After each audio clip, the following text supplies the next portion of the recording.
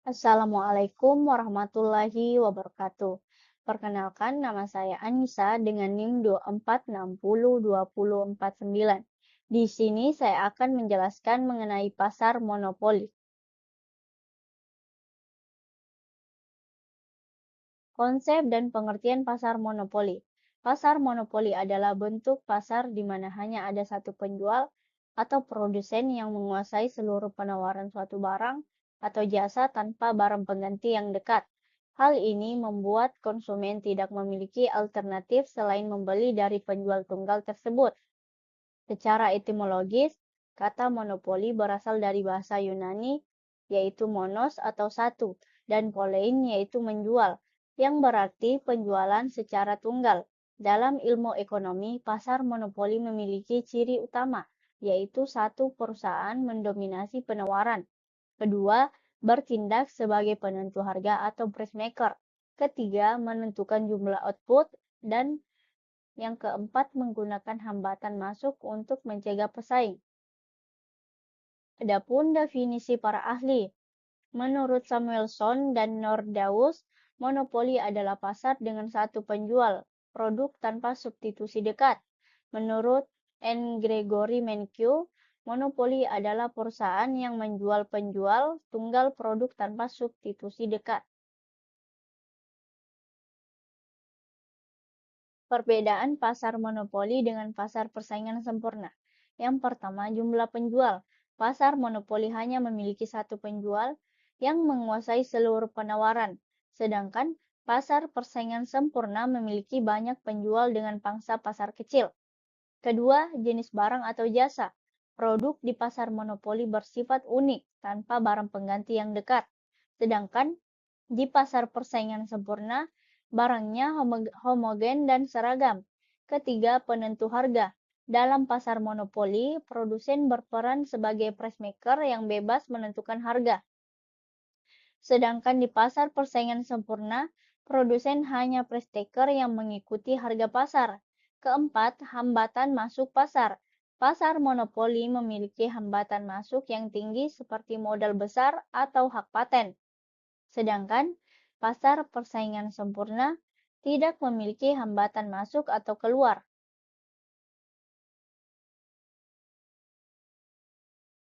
Kelima, kontrol terhadap output. Monopolis mengontrol jumlah output untuk memaksimalkan keuntungan. Sedangkan di pasar persaingan sempurna, penjual individu tidak mengontrol output karena produksinya kecil. Keenam, informasi pasar. Informasi di pasar monopoli sering tidak sempurna dan tidak merata. Sedangkan di pasar persaingan sempurna, informasi bersifat sempurna dan transparan. Ketujuh, kurva permintaan penjual. Kurva permintaan penjual monopoli menurun, sehingga untuk menjual lebih banyak harus menurunkan harga. Sedangkan di pasar persaingan sempurna, kurva permintaan elastis sempurna pada harga pasar. Kedelapan, keuntungan jangka panjang. Monopolis dapat terus memperoleh keuntungan ekonomi dalam jangka panjang, sedangkan di pasar persaingan sempurna, keuntungan jangka panjang cenderung nol. Contoh pasar monopoli adalah PLN, PDAM, atau perusahaan dengan hak paten, sedangkan contoh pasar persaingan sempurna adalah pasar sayur, beras, atau hasil tani di pasar tradisional.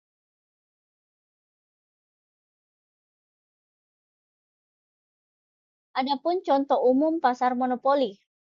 Yang pertama adalah monopoli alamiah, PLN sebagai penyedia tunggal listrik di Indonesia. Yang kedua, monopoli legal, yaitu PT Kereta Api Indonesia yang mendapatkan izin eksklusif. Yang ketiga, monopoli hak paten, yaitu perusahaan farmasi yang memproduksi obat paten. Yang keempat, monopoli global, yaitu Microsoft mendominasi pasar sistem operasi PC.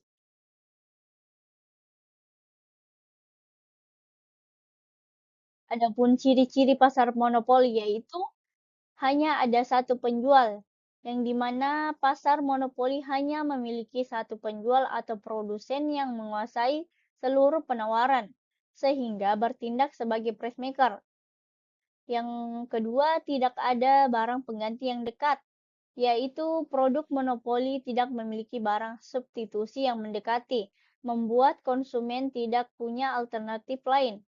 Yang ketiga, hambatan masuk yang tinggi, yaitu pasar monopoli memiliki hambatan masuk besar seperti hak paten, penguasaan teknologi, skala produksi besar, atau perlindungan hukum. Yang keempat, penentu harga, yang di mana perusahaan monopoli bebas menentukan harga dan dapat mengatur jumlah produksi untuk mengendalikan harga pasar. Yang kelima, promosi tidak terlalu diperlukan karena tidak ada pesaing. Promosi bukan prioritas, fokus lebih pada kualitas produk dan layanan. Yang keenam, keuntungan ekonomi yang tinggi, yaitu perusahaan monopoli umumnya memperoleh laba di atas normal secara berkelanjutan karena posisinya yang dominan. Ketujuh, kurva permintaan yang negatif miring. Kurva permintaan monopoli penjualan lebih banyak hanya dapat dicapai dengan menurunkan harga.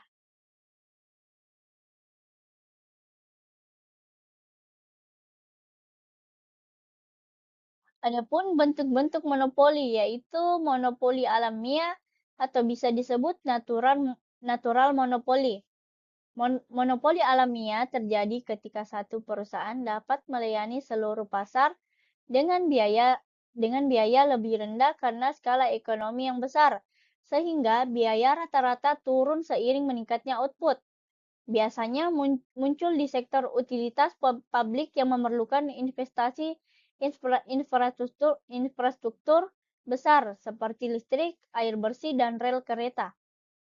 Adapun ciri utamanya yaitu tidak efisien jika ada lebih dari satu penyedia, sering diatur atau dimiliki pemerintah untuk melayani publik dengan harga terjangkau. Contohnya yaitu PLN, PDAM, PGN, PT KAI. Kedua, monopoli pemerintah atau legal monopoli. Monopoli legal muncul ketika pemerintah memberi hak eksklusif pada satu perusahaan untuk menyediakan barang atau jasa tertentu demi kepentingan publik. Monopoli diatur melalui undang-undang dan biasanya pada sektor strategis yang menyangkut hajat hidup orang banyak.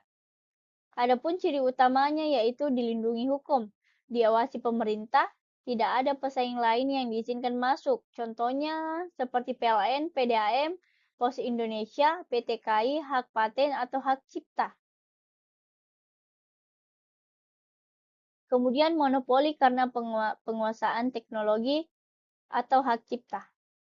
Monopoli ini timbul karena perusahaan atau individu memegang hak eksklusif atas teknologi, paten, atau hak cipta sehingga hanya mereka yang boleh memproduksi atau menjual produk tertentu untuk periode tertentu. Tujuannya yaitu memberi insentif inovasi dan menjamin kepastian hukum. Setelah masa perlindungan habis, teknologi atau karya menjadi milik publik. Contohnya yaitu perusahaan farmasi, Microsoft, Apple, atau desain iPhone.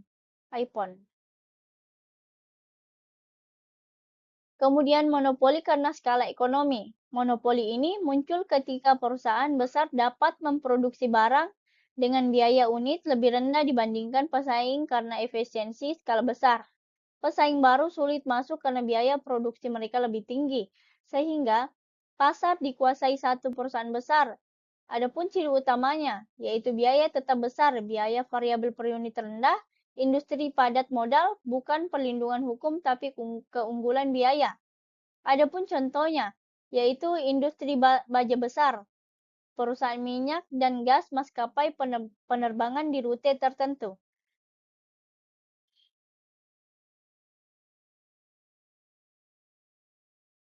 Penentuan harga dan output dalam pasar monopoli. Penentu harga atau price maker, yaitu monopoli hanya punya satu penjual, jadi kurva permintaannya sama dengan permintaan pasar. Kemudian kurva permintaan atau AR, yaitu miring ke bawah. Untuk menjual lebih banyak, harga harus turun. Kemudian pendapatan total atau TR dihitung dari harga dikali jumlah barang, yaitu TR sama dengan P kali Q. TR naik dengan output, tapi kenaikannya melambat karena harga turun. Pendapatan rata-rata atau AR sama dengan harga jual rata-rata, identik dengan kurva permintaan. Kemudian pendapatan marginal atau MR, tambahan pendapatan dari menjual satu unit ekstra, selalu di bawah kurva permintaan. MR sama dengan 0 saat TR maksimum. MR negatif berarti TR menurun. Adapun ciri khasnya yaitu kurva permintaan AR miring ke bawah, sedangkan kurva MR juga miring ke bawah di bawah AR, menurun lebih cepat. Jika permintaan linear, kemiringan MR 2 kali lebih curam dari AR.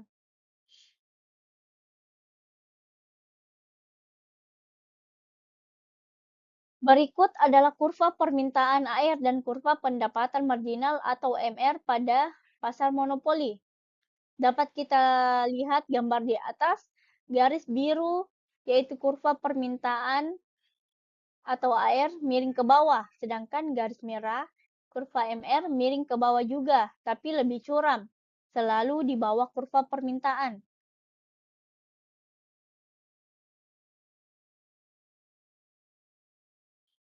Keuntungan jangka pendek dan jangka panjang.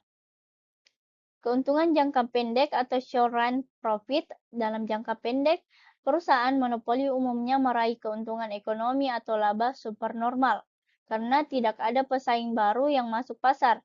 Permintaan tetap tinggi dan monopolis bisa menetapkan harga di atas biaya rata-rata. Output optimal ditentukan saat MR sama dengan MC. Kemudian harga diambil dari kurva permintaan. Meski demikian, monopolis juga berpotensi rugi jika terjadi penurunan permintaan drastis atau lonjakan biaya produksi secara tiba-tiba. Keuntungan jangka panjang atau long run profit berbeda dari pasar persaingan sempurna. Dalam jangka panjang monopolis cenderung terus menikmati laba di atas normal.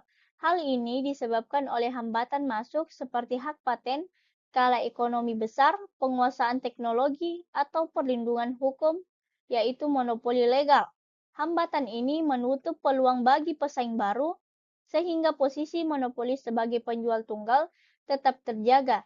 Jika efisiensi meningkat atau permintaan bertambah, laba jangka panjang bisa stabil atau bahkan naik.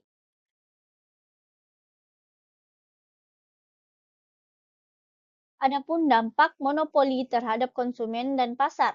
Yang pertama, efisiensi dan ketidakefisienan pasar monopoli, yang dimana pasar monopoli cenderung tidak efisien secara alokatif, karena harga jual barang lebih tinggi dari biaya marginal.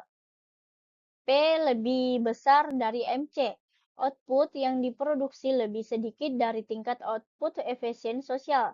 Dalam pasar persaingan sempurna, output diproduksi hingga P sama dengan MC, yang artinya semua permintaan yang bersedia membayar minimal sama dengan MC terpenuhi. Akibat ketidakefisienan ini, potensi kesejahteraan masyarakat tidak maksimal.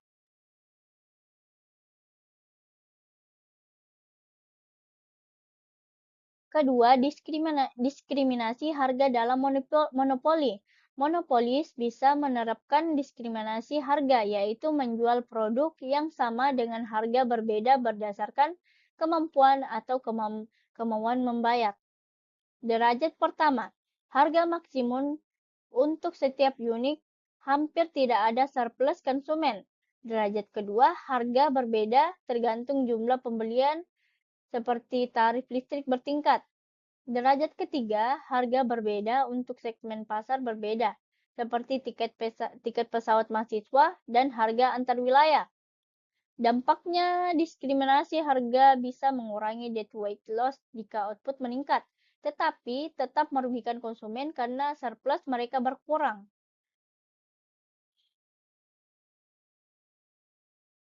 Ketiga, kerugian konsumen atau deadweight loss adalah hilangnya potensi surplus total karena output monopoli lebih sedikit dari tingkat efisien.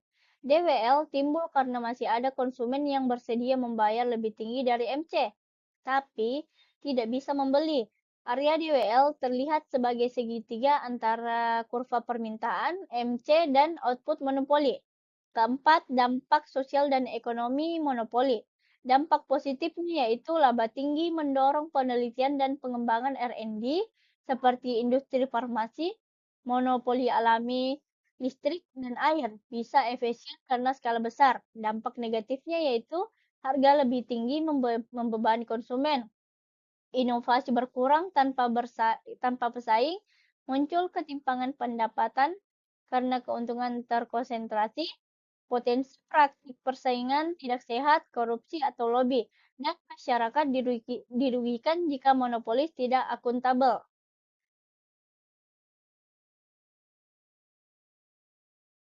Adapun kebijakan pemerintah terhadap monopoli, yaitu regulasi dan pengawasan, yang dimana pemerintah menetapkan aturan main, mengatur harga, laba, dan kualitas, serta mengawasi agar monopoli tidak merugikan masyarakat. Kemudian antitrust law, yaitu hukum anti monopoli, yang dimana pemerintah memberlakukan hukum untuk menjaga pasar tetap kompetitif, mencegah kartel, membatasi dominasi, membatasi pasar dan melarang praktik yang menghambat pesaing baru.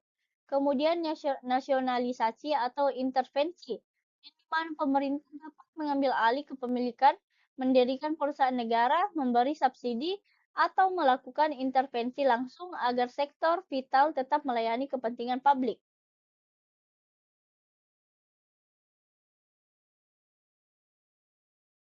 Adapun studi kasus atau contoh nyata monopoli, yaitu yang pertama PLN atau perusahaan listrik negara. PLN memonopoli penyediaan listrik di Indonesia, dari pembangkitan hingga distribusi, termasuk monopoli alami karena biaya infrastruktur tinggi, diberi kewenangan pemerintah untuk melayani seluruh wilayah dengan tarif diatur agar terjangkau dan diawasi untuk mencegah penyalahgunaan. Kemudian PDAM atau Perusahaan Daerah Air Minum. PDAM memonopoli penyediaan air bersih di tingkat daerah.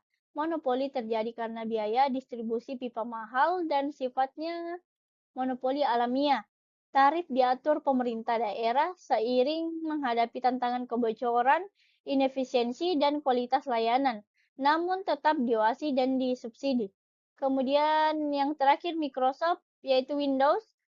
Microsoft pernah memonopoli pasar sistem operasi PC dengan pangsa pasar sangat dominan. Monopoli terbentuk karena dominasi teknologi dan strategi bundling. Pernah digugat dengan hukum antitrust sehingga harus membuka peluang bagi pesaing. Kini dominasinya menurun karena muncul alternatif di pasar mobile dan open source.